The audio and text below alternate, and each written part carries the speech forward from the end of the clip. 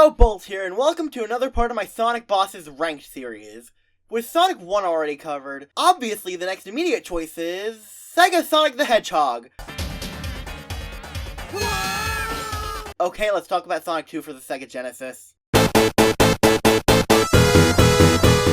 Sonic 2 is a weird game to me. I generally think it's a pretty good game and sequel, but there are a lot of little problems that make me enjoy it less than Sonic 1. Today, we'll see if the bosses are one of those reasons. Not much more to say here, so without further ado, let's burn through this.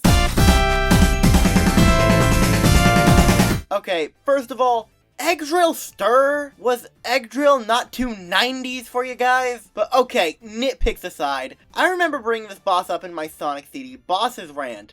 What did I say again? The Sonic 2 boss fight was harder than this one, and that one was literally just an open target. Oh, yeah, that's pretty much all you can say about this boss. You literally just jump on it until it dies as it slowly moves across the screen. Near the end it'll try to shoot a drill at you, but it's very easy to dodge. While it's not as easy as the...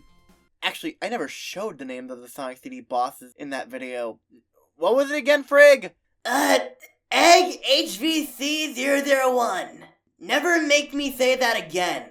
Noted. Like I was saying, while HVC is definitely easier, this one's arguably just as brain dead and makes me appreciate the Egg Wrecker more as a first boss.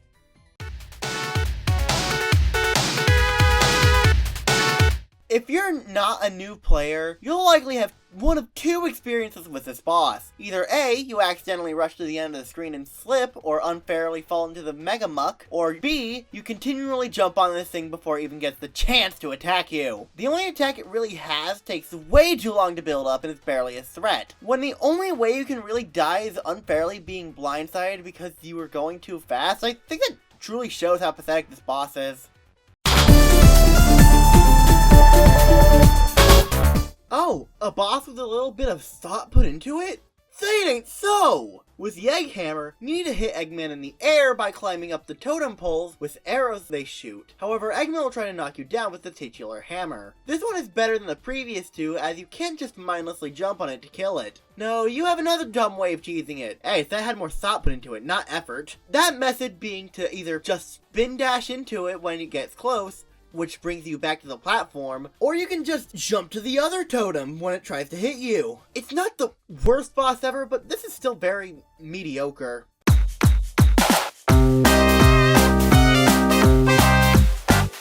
Anyways, this is the best boss in the game, and it's not even a contest. You can't attack this boss from below, so you'll actually have to rely on the slopes and pinball flippers to attack him. The reason this boss is really good is because you actually have to take advantage of your environment in an interesting way. It's perfectly in scene with the level too, as what is more fitting for a level based on gambling than something based on a claw machine. It's fun to use your momentum to hit this thing from walls, and for those who actually like pinball, I bet you feel the same way about taking advantage of the flippers. Probably the best boss between the first two games. So this is the first boss to actually be a follow-up to one from the previous game. And I thought Egg Scorcher in Arc 1 was fairly decent, so let's see how this one goes.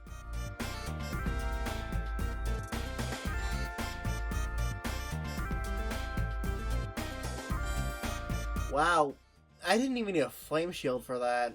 Watch out for the Egg Digger! So the Egg Digger is an interesting boss. And by that, I mean it's just a boss where you mindlessly jump on it to take it down. Oh, but this one's different because it starts with a filler section where rocks start falling from the ceiling where you can potentially get hurt.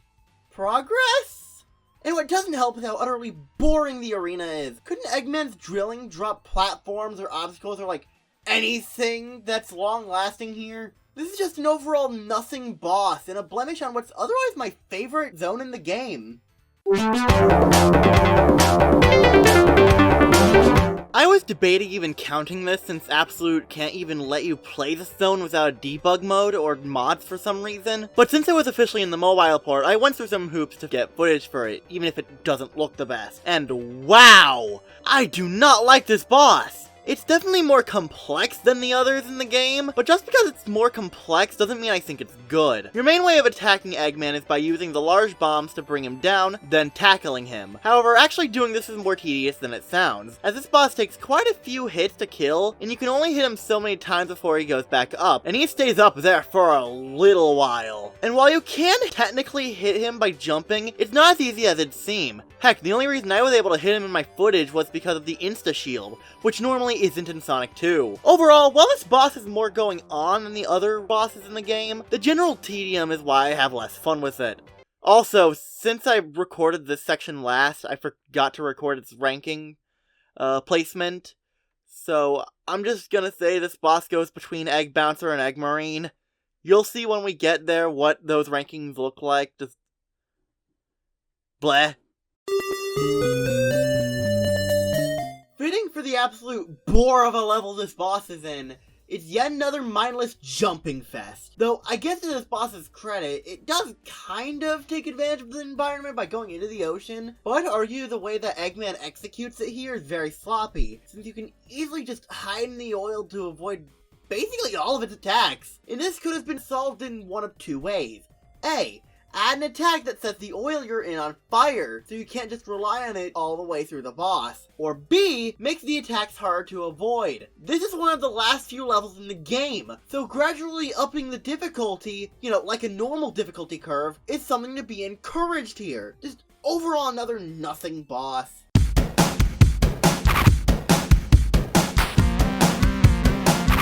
God, I fucking hate Metropolis Zone. It's such a goddamn pain to go through. It's visually repetitive, it can be hard to navigate, the enemies are a pain in the ass, and you have to deal with it all for 3 long acts. Like, seriously, how the heck does this game take such a nosedive near the end? Me having a really fun time going through the entire game until the bore that is Oil Ocean, the pain that is this level, and that's not even going to the final few levels of the game, Jesus Christ. All of these had great ideas, but wasn't executed well. It's sad, since otherwise this is a really good game, but the finale just kind of hurts it. Oh yeah, and the Egg Bouncer is another mindless jumping fest boss that takes longer to kill because you either need to be careful with the balls it spawns, or just sponge the damage you take before you dodge its pathetic laser. Genuinely have nothing else to say about it here. Saving this for a video where you need to talk about this zone, and there.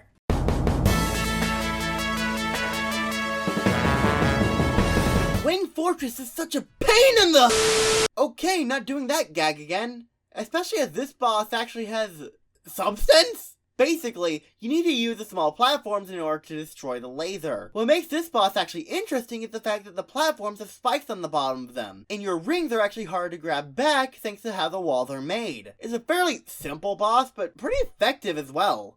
Huh, kinda like the design philosophy I talked about last time. Interesting. I know calling him Robo-Sonic would cause some stir, but I honestly don't care. Calling him Robo-Sonic helps give it a more distinct name from Mecha Sonic from Sonic 3 and Metal Sonic. And hey, it's called that in LEGO Dimension, so at least we have some kind of official source for that. So get out of here, Mecha Sonic Mark 1/2 naming convention. Man, all that complaining about a boss that you can just mindlessly spin dash and jump on, at least it has more interesting attack patterns if you don't spin charge at the start?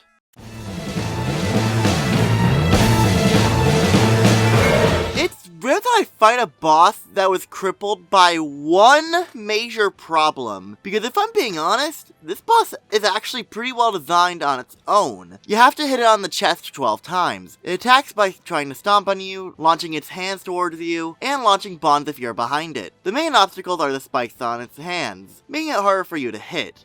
But I'm actually okay with this, in principle. Makes the player a bit more careful to not get hit, and the boss has plenty of clear openings. So in concept, this should work really well. In practice, it's probably one of the most frustrating bosses in the classic games. This is for 2 major reasons. 1, if you die, you have to fight Robo-Sonic all over again, which isn't that bad, but after so many times, it does get to you. What is a major problem is the lack of any rings. This was done for Sonic 1's final boss too, but it was fine there since it was a lot more simple, making it so that the attack details you do have to worry about with your rings you can actually react to. Here, the Death Egg spikes, especially behind its body, can be pretty hard to spot. And instead of getting hit and realizing, oh shit, better not touch them, you're killed instantly, and it makes approaching it a lot more anxiety-inducing. Maybe if you only had to worry about one set of spikes, it'd be fine, but two, one of which is partially obscured, is where it draws the line for me. It's not like I particularly struggle with this boss nowadays. I can beat it fairly quickly. I just think it's designed unintuitively. Maybe in a future game they could try it again and give you like 1 or 2 rings to work with to make it more fair.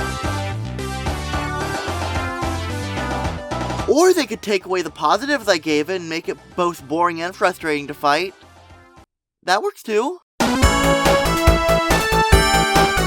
Overall, if I haven't made it clear, Sonic 2's bosses were a massive downgrade from Sonic 1's, and I think that's mostly due to how mindless most of them were to fight. It's very easy to just bounce on them and kill them. While that's true to an extent with most classic Sonic bosses, here it felt like none of them left any major impact or even really tried. And aside from 2 bosses, whenever they did do more, it was either ruined by one key aspect or just flat out dull. Sonic 1's bosses may have been simple, but they were mostly well executed with clear concepts that, while still quick to take out if you knew what you were doing, were still interesting. And I feel like I'll ultimately remember the more decent bosses from that game than most anything from this game. Anyways, I think I'll start ranking the bosses here vocally from now on, to make it clear where each boss ranks. Number 11, Egg Digger. Number 10, Egg Scorcher Mark II. Number 9, Egg Poison. Number 8, Egg Drillster. Number 7, Egg Bouncer. Number 6,